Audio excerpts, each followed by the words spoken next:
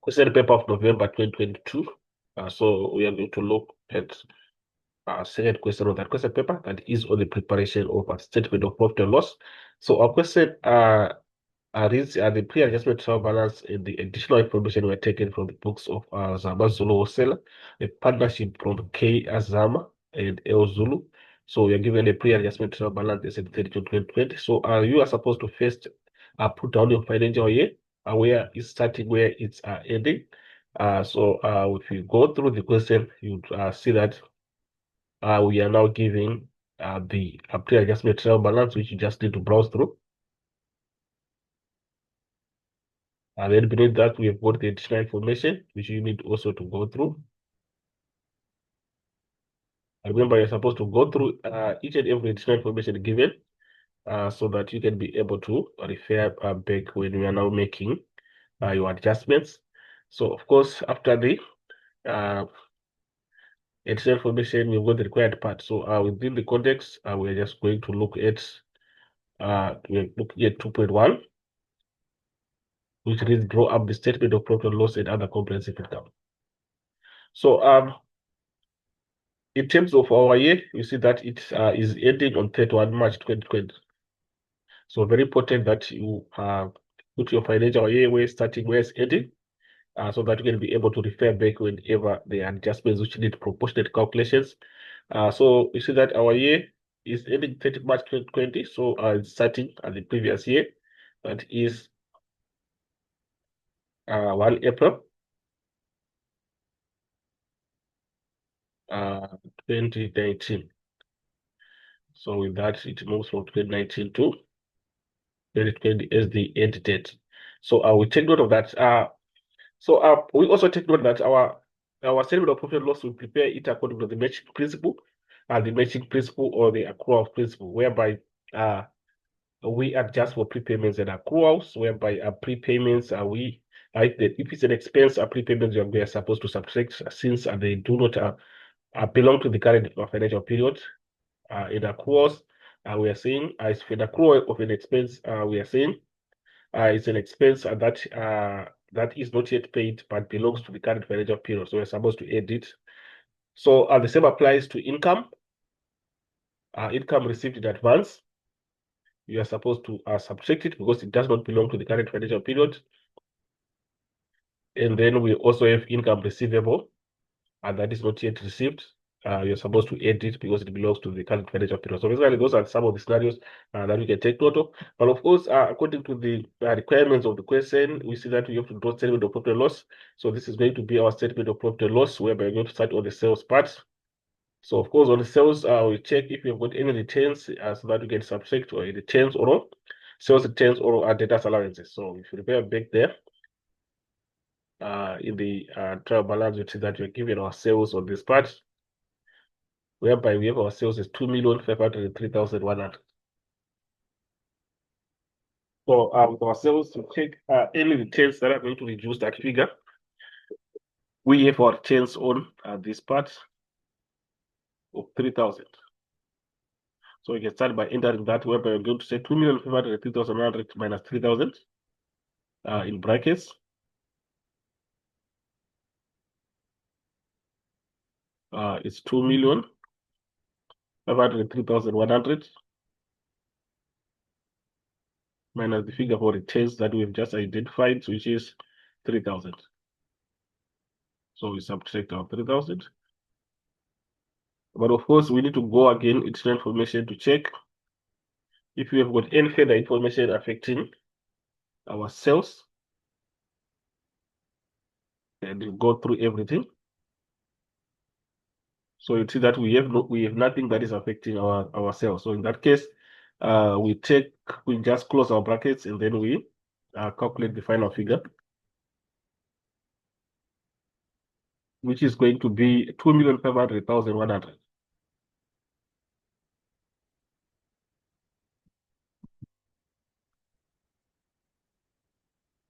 Then we go to cost of sales. We check the figure for cost of sales that we have. So if you come on this part, we say cost of sales 1,270,000. Of course, you need to find out anything that is affecting cost of sales before you enter at that amount in the statement of profit and loss. So you go through all additional information. So of course, if you had gone through extra information before starting to answer the question, you will be able to recall quickly where you have an adjustment affecting any item that is given in the pre-adjustment trial balance. So in this case, you see that cost of sales, we do not have anything. So we take the figure as it is, which is 1,270,000. So we put our 1,270,000. And of course, we are subtracting, let's say English. So we subtract, put brackets, so that you're subtracting zero from there. You're supposed to calculate to find your final figure for gross profit. Remember, if you say sales minus cost of sales, you get your gross profit. So in this case, 2,500,100 minus 1,270,000, you get your gross profit is 1,230,100. Then this is our gross profit. Then we go to other income section. So other income, we're going to list all the income that will be requested beneath that other income heading. So we go again to the pre-adjusted trial balance and then see if we have got any income. We start from here. Under the nominal account section, that's where we find our income and expense. So for income, go down. See that we've got rent income on this part.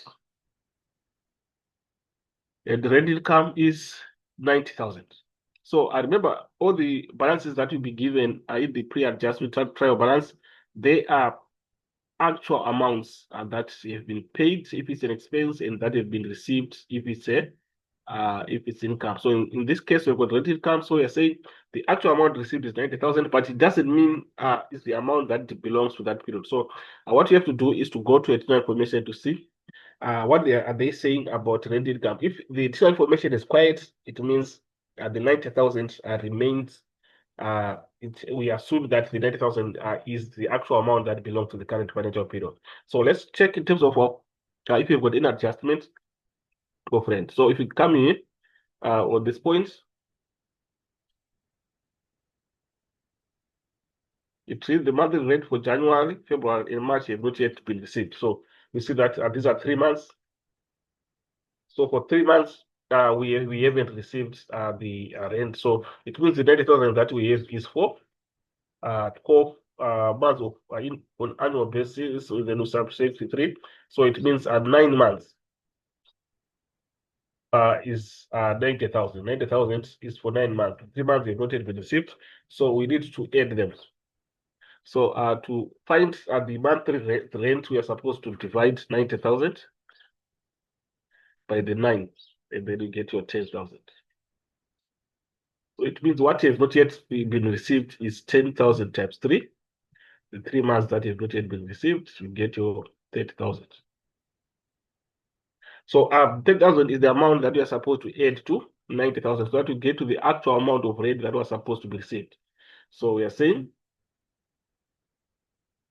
rent income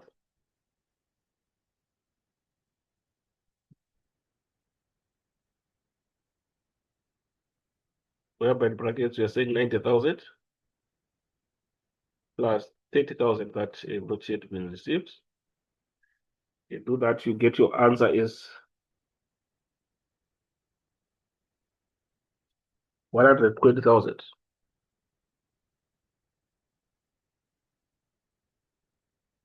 Then from rent, we check another income. We've got settlement discount received, 16,900. Of course, we need to find out whether we have got anything that is affecting our settlement discount received. So if you go through everything, you see that we do not have anything. So if we do not have anything, it means we have to take the figure as it is, 60,900, and be our settlement discount received.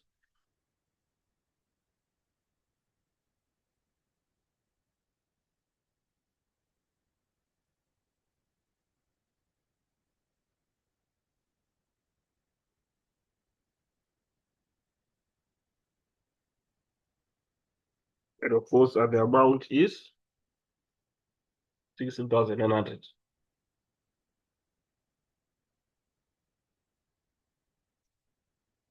Then after that, we check again any item that we have. So it's that settlement is what received is the last item, but of course there are some items that we need to check that won't be listed in the pre-adjustment trial balance under the non-account section. Remember, we have to check for trading stock,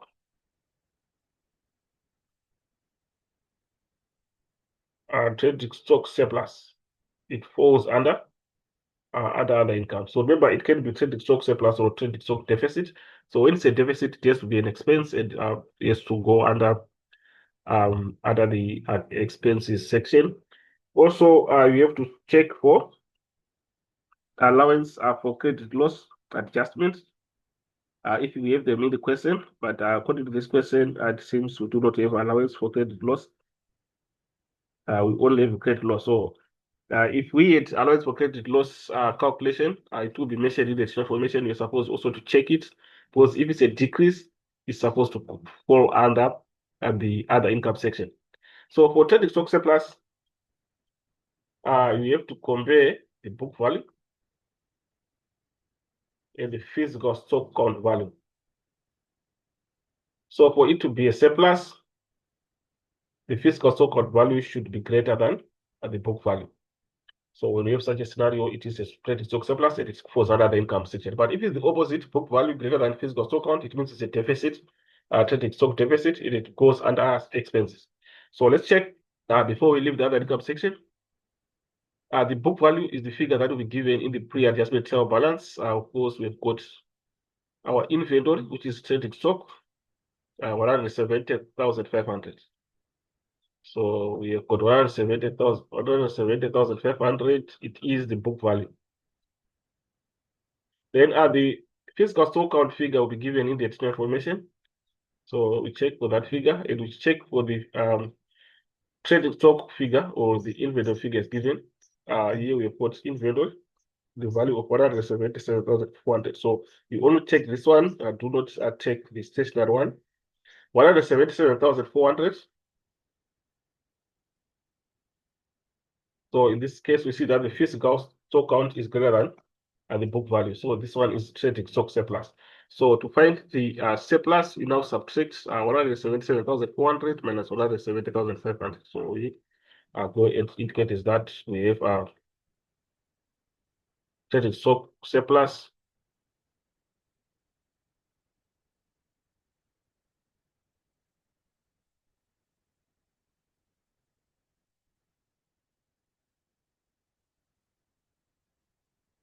whereby we have subtracted 177,400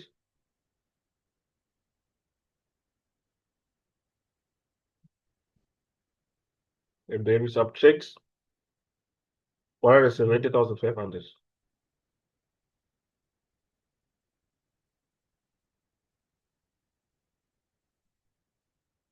So we calculate like that, and we are supposed to get a figure of 6,900.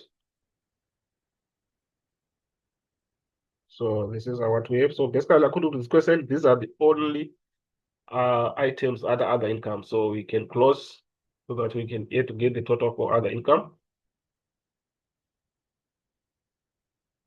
So if you add 120,000 plus 6,900 plus 6,900, you get your final figure for other income that is supposed to be is the total 143,800.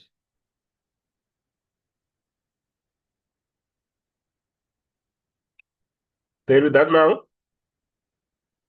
we can now add to get our final total for gross income for the year. So if you add gross profit plus other income, you get your gross income for the year.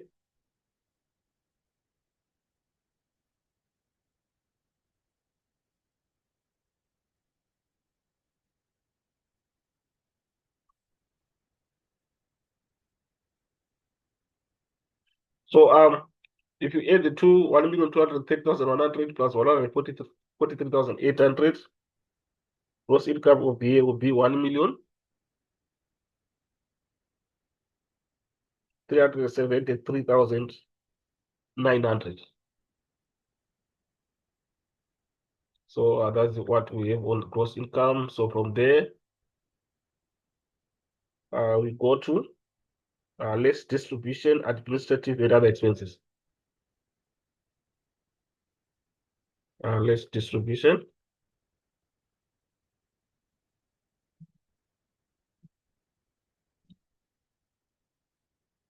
administrative,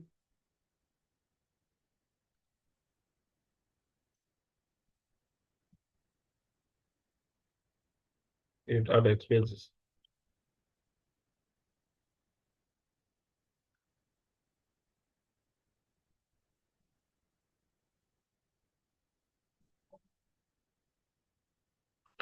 So we have to list everything in terms of all the expenses that we have. And then if you have to get the total, it's supposed to come here as the total. So let's just list them.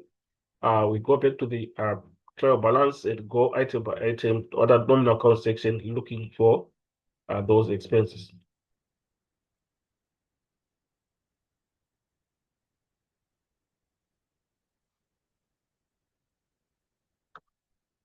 So under the nominal account section, starting from the beginning, going up, from the beginning going down, we have got wages as the first expense that we are seeing.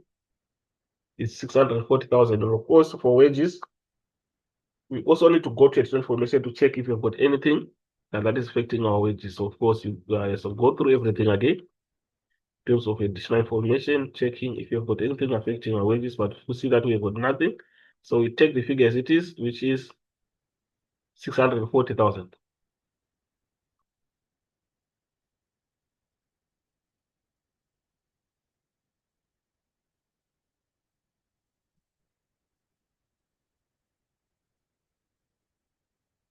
Then after wages, we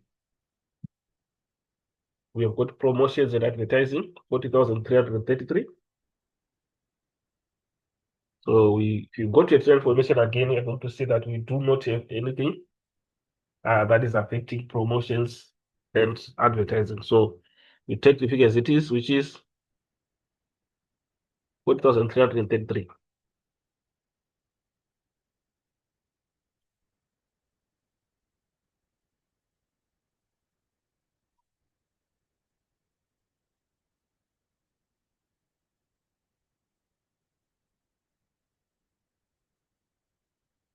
40,333. So that is what we have on that one. So we can just correct this one now since it's a 0.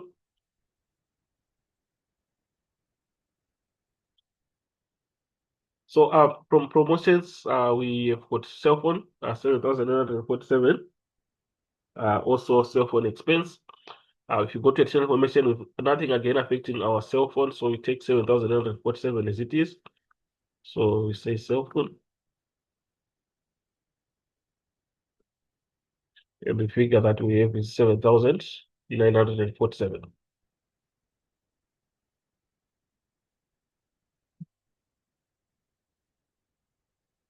And from cell phone, we do have a stationary. So stationary, of course, we have an amount that we have of 87,500, which is here. And this represents the actual stationery that was bought. So what we need to put under the expenses section is stationery that was used. So to find what was used, we go to the information to look if you've got any stationery that is remaining at the end of the period. So you say what was bought minus what was used, what was bought minus what is remaining at the end of the period, we get what was used. So if you go to additional information, you see that under this part, this point, this says there is stationery to the value of 500 rands which were on hand. So it means this is stationery that is remaining at the end of the period. So you have to subtract 500 from what was bought of 87,500 so that we get what was used, which is now an expense. So here we have a stationery.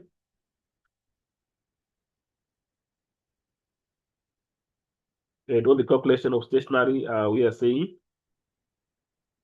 87,500 minus 500. 87,500 minus 500. And then you get 87,000.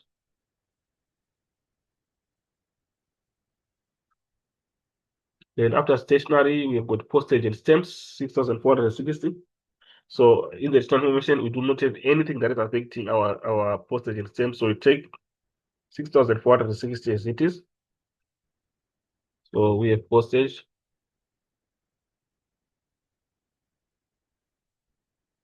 and stamps, which is 6,460.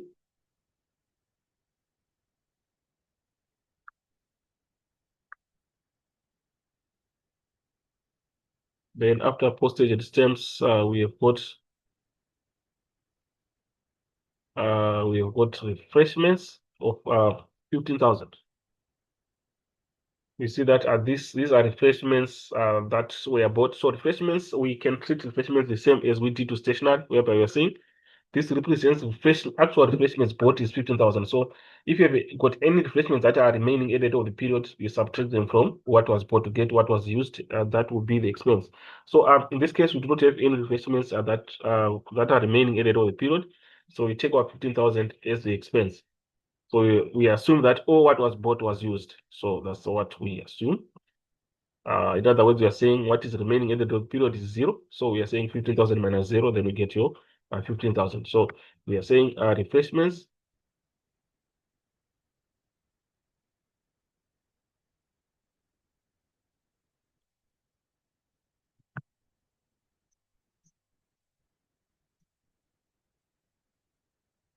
$15,000. So we go down. After refreshments, we've got rent income, and then we've got settlement discounts are received, which we entered under the other income section. So since we have finished what is under the nominal account section, you now go to share information to check further expenses that won't be listed in the pre-adjustment trial balance. So of course, we have got clear expenses that won't be mentioned, like depreciation.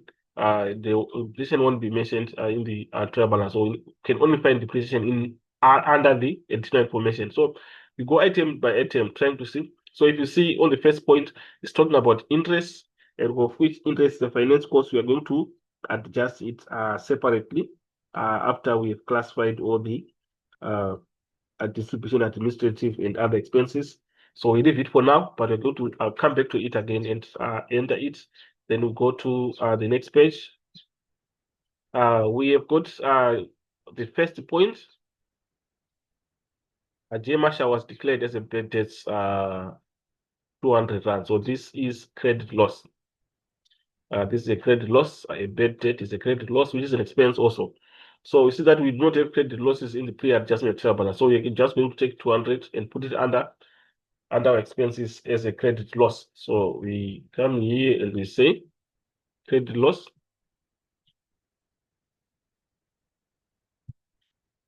$200. And then after that, we check again any other expense that we haven't mentioned. We've got depreciation on this part.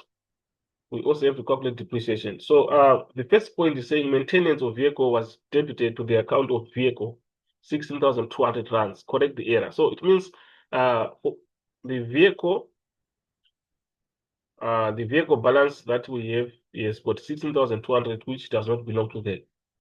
It has to be removed and entered in the maintenance expense as maintenance. So that's an extra expense that was not mentioned in the trial balance that we need to also add 16,200 for maintenance. So we're saying maintenance. So we have got 16,200 as indicated.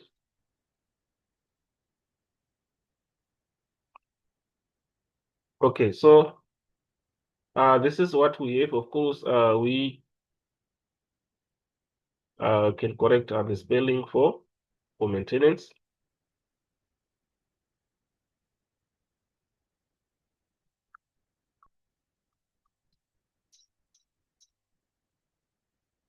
So basically, this is what we have for that part. Then from there, we move on to the calculation now of depreciation. Depreciation is another expense that we also need to add. We are being told that there is 16,200 inside the vehicle, so it's, you have to remove it so that we can calculate depreciation. So on the first point of a method of calculating depreciation on a vehicle at 15% per annum according to the straight line method.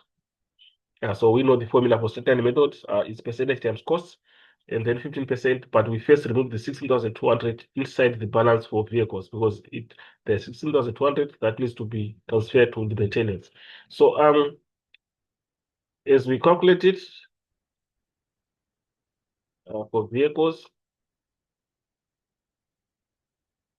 uh, we are here and we see that the cost for vehicles is here is 546,800 on this part. So on our calculation, we are saying percentage, which is our 15%. Since we are saying on the calculation, we say percentage times cost using straight line method. The percentage 15%, which is 15%, and then you multiply it by 546,800. We remove that one. That was for maintenance. 546,800. We subtract the maintenance amount, which is 16,200.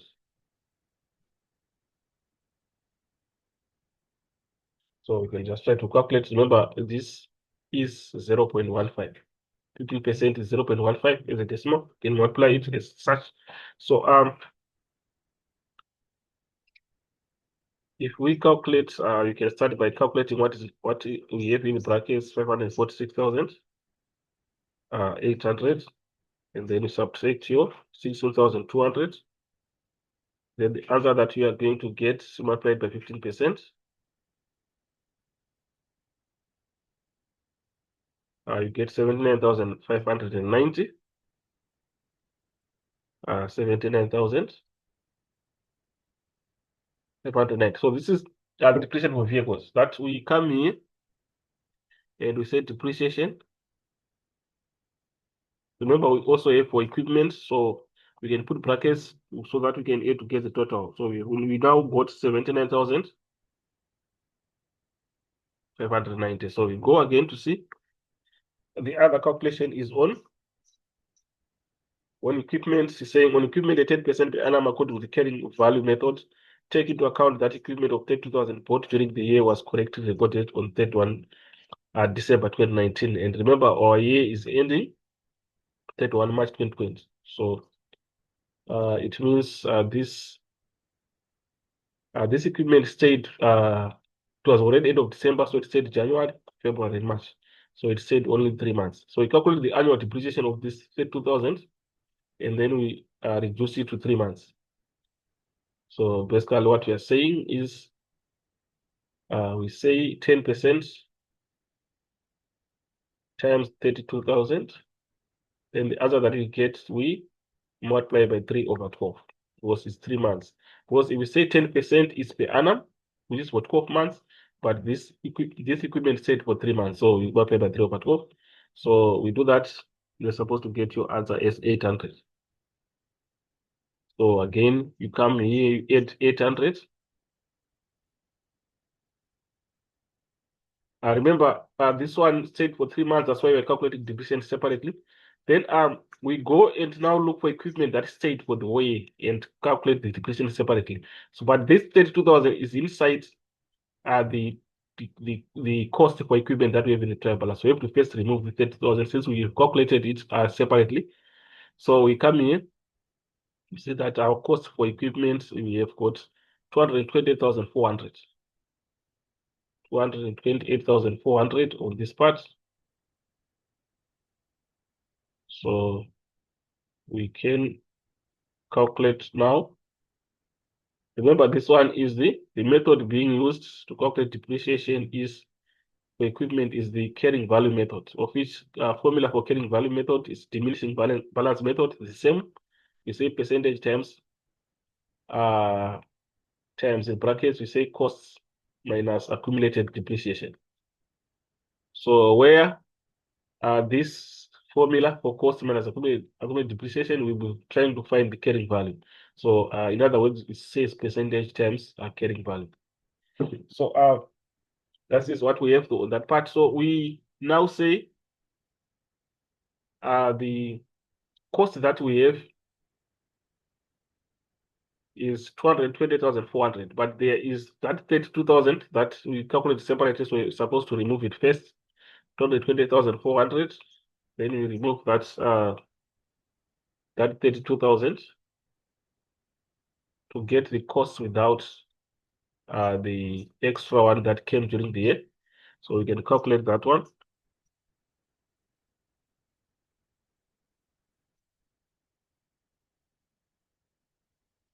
$228,400, and we subtract 32,000.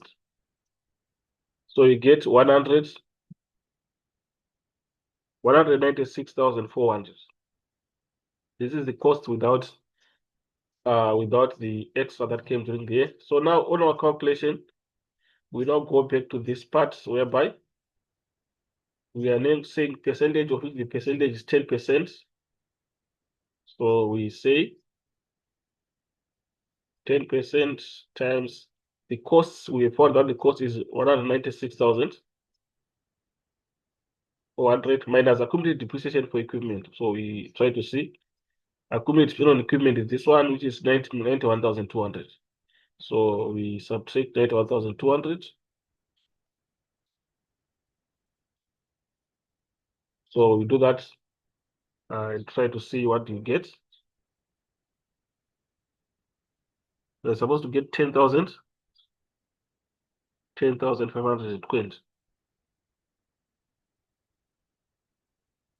So this is another depreciation we're supposed to add here.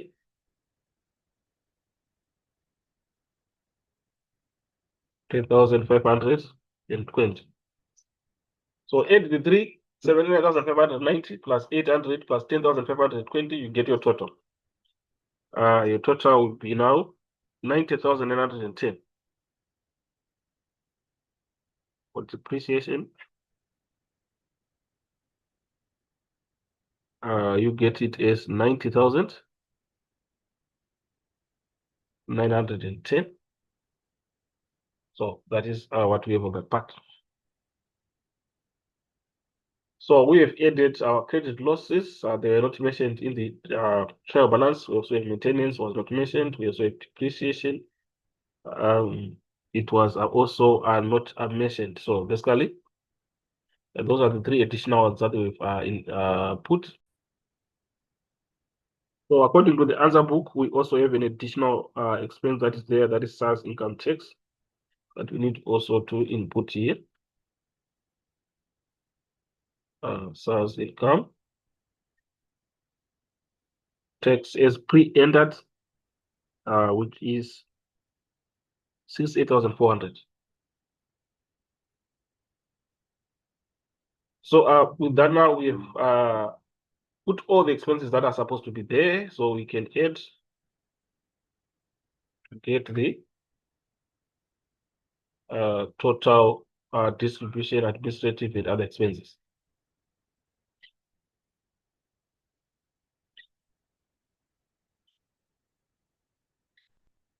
So we add everything that we have in the box, starting from 640,000 down to 68,400. So you add that, you're supposed to get a total of 1,000,000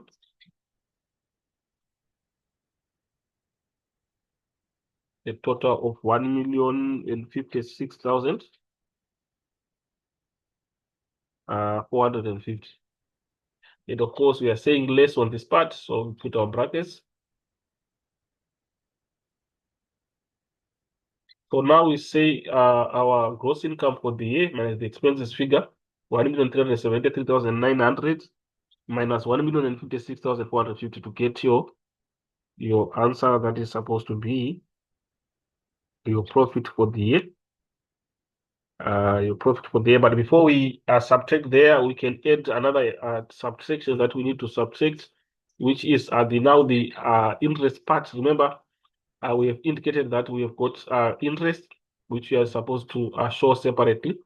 A loan from Elzul is paid annual loan 31 March by a single installment of 99,000 rands, which includes 32,880 rands interest. So there is interest that is already calculated that we also need to include as a finance cost. So we come here, we say finance costs. So we say less finance costs, whereby our finance cost we have got interest on loan, which we have is already calculated. So our interest on loan, remember we are saying is 32,880. So we have 32,880, and of course this is the only finance cost that is there. So we can quickly just close it. So we take the same figure, we put it here as our finance cost, 32,880. And of course, we are saying less, so we are subtracting, so we put them in brackets. Right, so there now we can subtract to get the final answer that is going to be our profit for the year. Remember, we have got 1,373,900 to subtract 1,056,450. We also subtract 32,880 to get our profit for the year, which is supposed to be 1,023,570. So it's a positive one, which gives us a profit. If it's a negative, we're going to say it's a loss. So this one is our profit.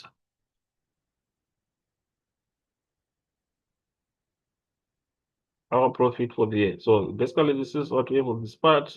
This is what we have. So we are supposed to add other comprehensive income for the year if we have them. We are supposed to have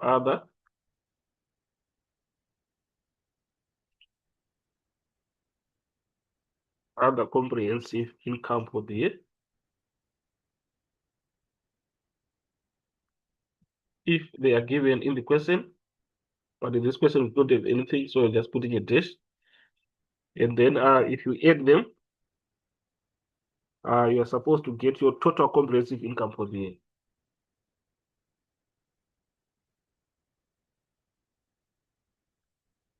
which will be the final figure.